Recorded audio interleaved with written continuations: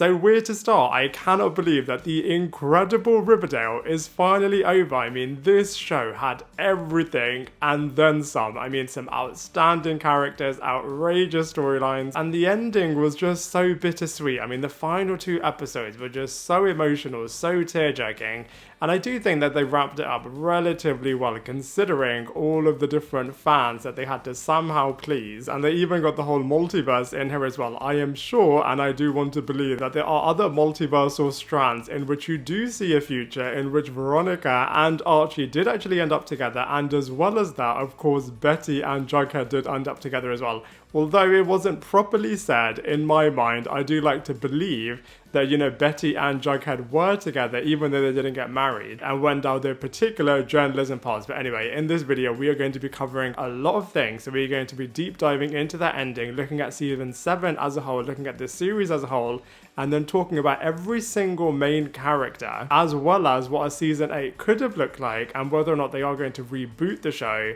So let's first start with that ending. So ultimately, they did remain in the 1950s timeline, which I do think is a little bit of a shame. I mean, I'm just speaking for myself here, but I'm sure a lot of fans will also agree that we fell in love with these characters in our present day timeline, and even though this is a version of them going back into the 1950s, it isn't really the same characters that we have gone through all of those ups and downs with them. I mean, they even referenced this when they were watching the Riverdale tapes, and just seeing all of the heartache and craziness and turmoil that they had to go through in the present day timeline. I do wonder if this was always the plan in terms of sending them back in time, back in a time in which, you know, the comic books actually were from, and then kind of giving them the happily ever after. I mean, my main criticism with season 7 is that they were just such low stakes with all of these different characters, so it just felt like such a light version of the show, which is just a bit of a shame, as like I said, even though the show got so much criticism for how far-fetched it is,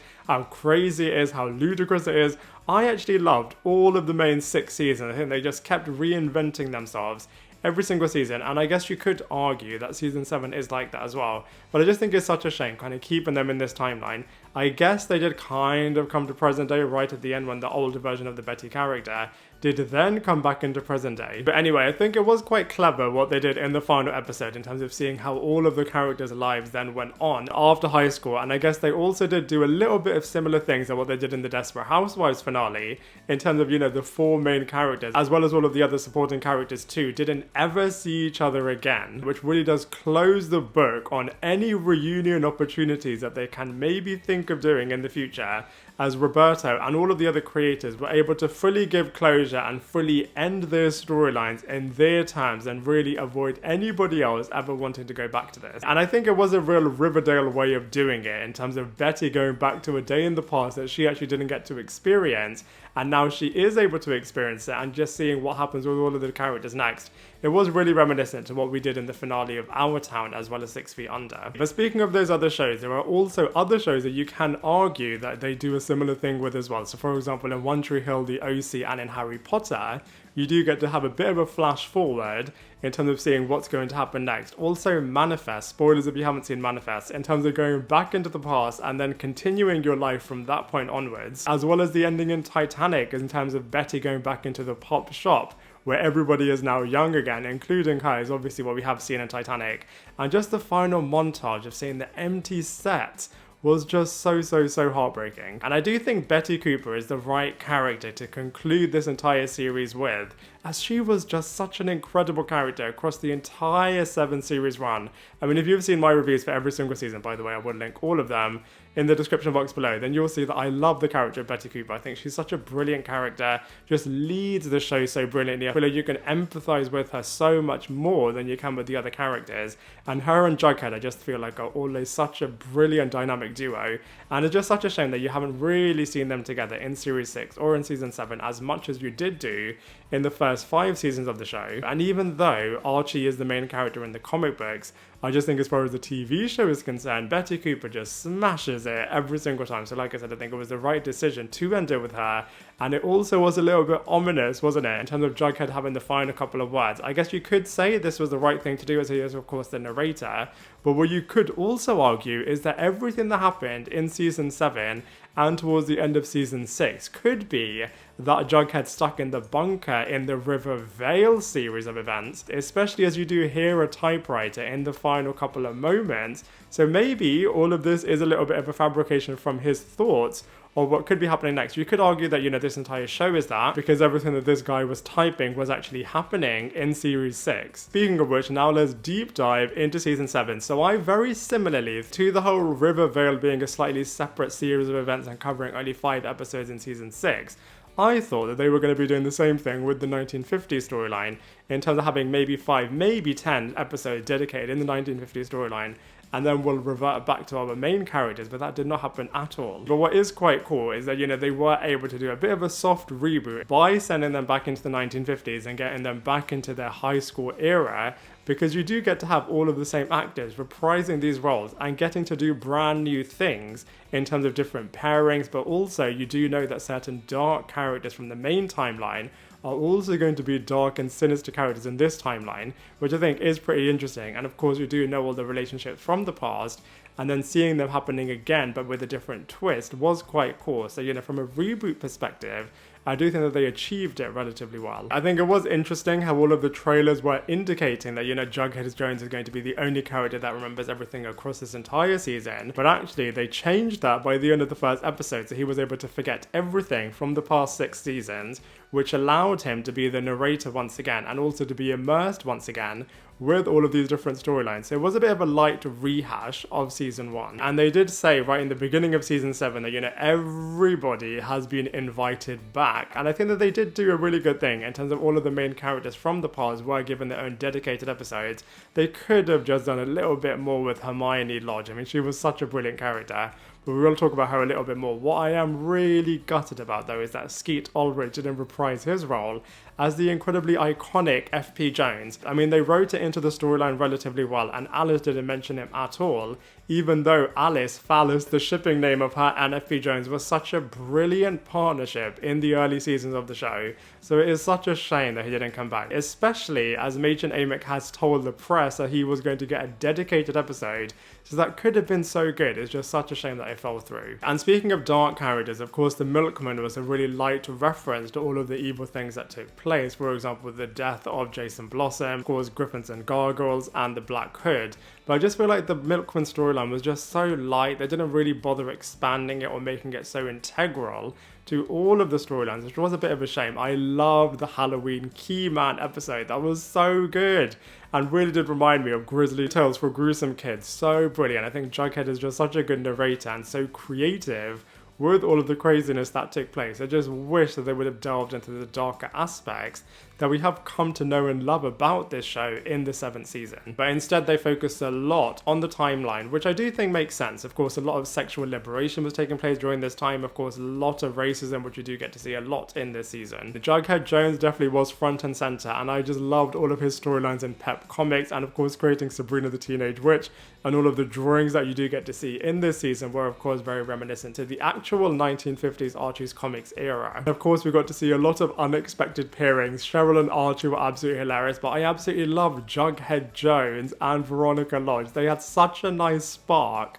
between the two of them, and of course I've always seen little partnerships between these two characters more as friends in the main timeline, so actually getting a chance to see these two having lots of storylines and time together and a bit of a romance as well was actually really cool. And ever since season 4, Betty has had an eye for Archie, and I guess you could argue in the first season as well. So they explored a lot of Betty and Archie to the point where they really wanted to force this into the viewers' minds. So it is really surprising that actually they didn't end up together. I loved how certain evil characters from the main timeline were also dark and sinister in this one too, mainly being Clifford Blossom and of course Penelope Blossom. She really is an evil, twisted character, so I feel like it was the right decision to make them the big bads in this world too.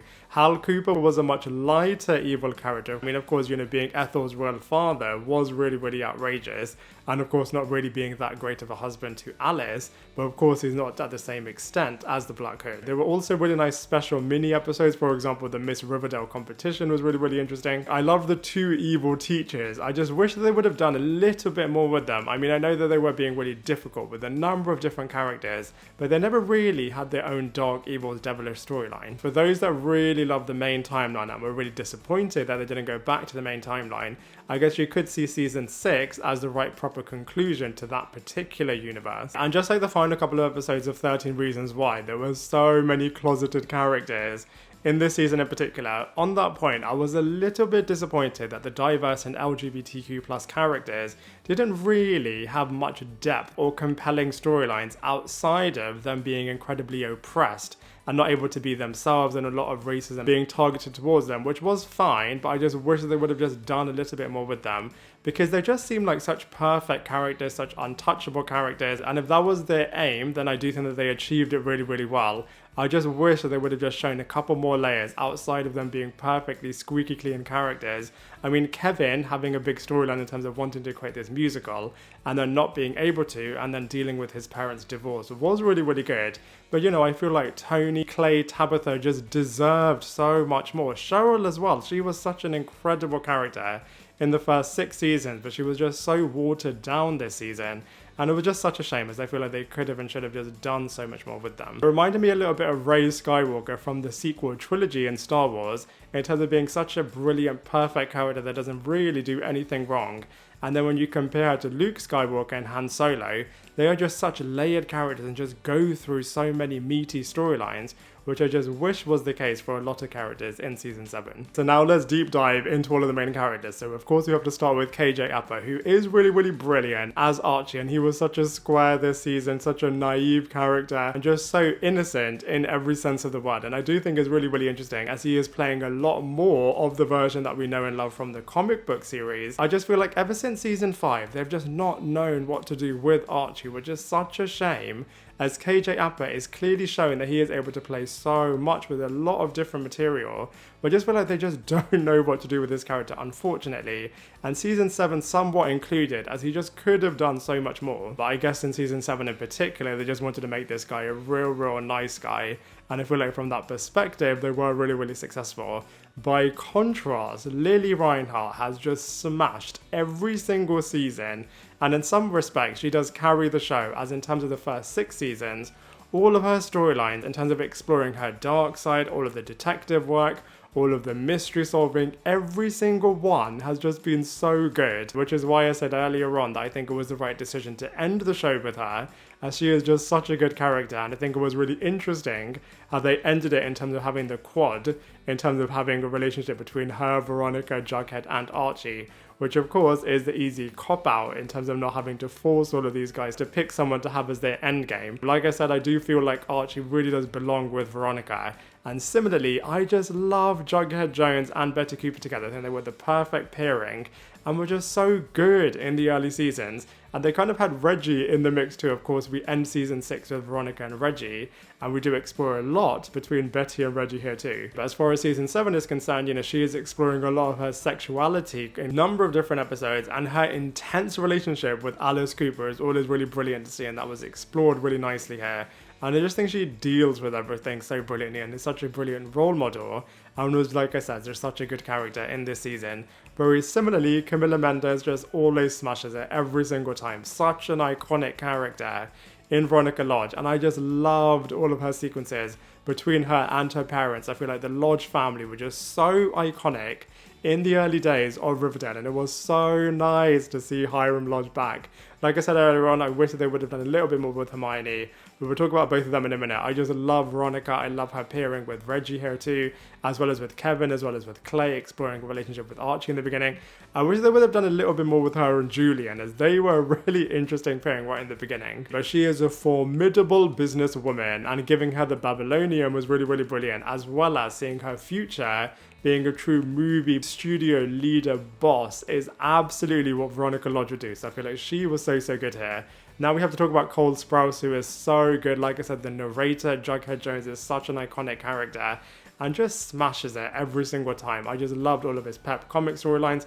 Like I said, when he was writing all of the Keyman storylines, they were really, really brilliant. His mentor being murdered by the milkman, exploring that storyline was really, really interesting. Like I said, I wish that they would have just focused on it a little bit more and just made it more integral to the entire season like they did do with all of the big mysteries in the past couple of seasons. It was a little bit of a shame that he was away from the gang pretty much this entire season, as like I said, he is a brilliant character and could be integrated with everybody, but he was kind of doing his own thing pretty much the entire season. And as much as I wanted to get behind him and Tabitha, I just don't think that they have any chemistry.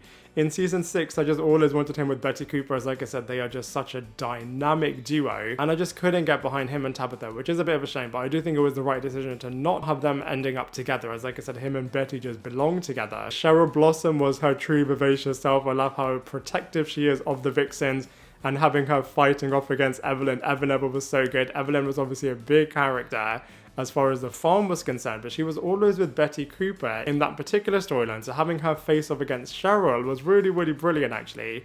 But like I said before, I feel like so much of Cheryl's storyline was just trying to fight against her and Tony trying to be a pair, which I think is fine. Of course, in the 1950s, this wasn't accepted. But in parallel to that, I feel like they definitely could have just given Cheryl a lot more to do. I mean, of course, she was fighting with her parents and was ultimately the person to bring them down. But like I said, I just feel like they could have just explored so much, as she is such an iconic character. And with the Blossoms this time being the big bads, without Hiram Lodge being in the picture at all, they just could have done a bit more. And I also think they should have just done a few more storylines with her and Julian, as they only really shared 1 or 2 scenes per episode, and that was pretty much it. And of course, no mention at all of Jason Blossom, which was a bit of a missed opportunity. And also a few throwaway sequences between her and Nana, which was a shame as well, as I love Nana Rose. And her sequences with Cheryl in the main timeline are always just so good. What they did with Reggie Mantle, I do actually think is the exact right way to do it, as of course when he entered, all of the racism that he was experiencing, I think, was dealt with really, really brilliantly. And this didn't define the character fully. I mean, they did explore it in pretty much all of his episodes that he was in, but he was able to do a lot of other things at the same time. For example, his living situation with Archie, and then exploring their rivalry was done really, really well. Showing their bromance and how they are such a strong partnership together was really, really nice. Of course, it was a shame that the actor wasn't there for the first 7 episodes, but of course he was filming other big movies at the same time. But his entrance, like I said, was so wicked. And of course, he's viewed as the heartthrob from a lot of women's perspectives. So like I said, I feel like Charles Melton just smashed it as Reggie, and they did explore this character with a number of other characters, so it was just such a brilliant way to do it. Even though Skeet Ulrich didn't get a dedicated episode, I love the fact that Mark Consuelos came back and had a dedicated episode with Hiram Lodge. He was just such an iconic character, and being the big bad of Riverdale for pretty much 6 seasons long was just so good, and I just loved him coming back in this season for a special dedicated episode. He is always getting up to his old dodgy tricks again, and I love the fact that, you know, even though he is doing something wrong, which is cheating on Hermione Lodge, I thought it was really, really clever that the person that he's cheating with is called Kelly, as of course Kelly Ripa in real life is Mark Consuelos' real life wife, so I thought that was a really funny touch. But like I said, it was just so good seeing him back and having sequences with Veronica Lodge, as like I said, them as a pair were just so good in the early days of Riverdale. We of course got Marisol back as well as Hermione Lodge, and I love the conversation between her and Camila Mendes' Veronica Lodge character, especially when they were being a little bit meta in terms of talking about her in-world show Oh Mija, lasting for 7 seasons and now ending, and exploring what it's like to move on and feeling bittersweet about this season ending and all of that kind of stuff. I thought it was such a brilliant way of talking about this show at the same time. This season they also gave Ethel Muggs a number of big storylines as well, for example being the half-sister to Betty Cooper, having a partnership and relationship with Jughead Jones, which of course we have seen in the main storyline as well, having a bit of a happy ending, getting to win Miss Riverdale, and of course having her parents murdered, although they didn't really focus on that storyline that much, as of course they didn't really want to go down the dark road in season 7. And then of course she was trapped with the nuns in the Sisters of Quiet Mercy. So, you know, Ethel Muggs had a number of big storylines this season, which was actually really, really cool. And then alongside Hiram, we had a number of special guest appearances from different characters. So for example, seeing Polly was really, really cool, seeing how she is becoming a burlesque dancer, and how she also gets to have her happy ending by the end of the show, in terms of having her twins, Juniper and Dagwood. And very similarly, we also got Josie back, which is really nice. Of course, she was such a main player for 4 seasons, so it was really interesting to elevate this character to be older than the rest this time and to be a true Hollywood superstar. Tabitha popped up every now and again across season 7. I think it was really nice to be the only character really from the original timeline that has retained everything and is trying to fix the multiverse, but can't do that, but is now allowing them to stay because they were really good in season 7. There's so many similarities from the Manifest show, but like I said, unfortunately she didn't share that much chemistry with Jughead Jones, but it was really nice to see her here nonetheless. Tony, Kevin and Clay really were just experiencing all of the oppression that so many people were forcing them to, which was really interesting, but I feel like they just explored this single storyline with these characters pretty much across the entire 20 episodes of season 7, so they could have just explored other storylines, but nonetheless the actors did a good job in every single episode that they were in. Alice Jones, it was always going to be on the cards that her and Hal are never going to be endgame in any universe, but what is true in every universe is that she is really protective over Betty Cooper, which it was really nice to understand why she is like that. As of course in this universe, Hal Cooper is the true father of Ethel Muggs. But it was really nice to give her a proper happy ending as well. Of course, she became a stewardess, which was allowing her to fly all over the world, where she found her true love. It is a bit of a shame that that true love wasn't F.P. Jones. Both Penelope Blossom and Clifford Blossom, of course, are the big evil characters in this universe. And it was really nice to, see Hal and Clifford back properly in this season, as like I said, it was a bit of a light rehash of season 1. It was really nice to see Dilton back. Of course, this time he's not getting murdered, but he did get to have a happy ending, even though he was bullied a lot by Julian.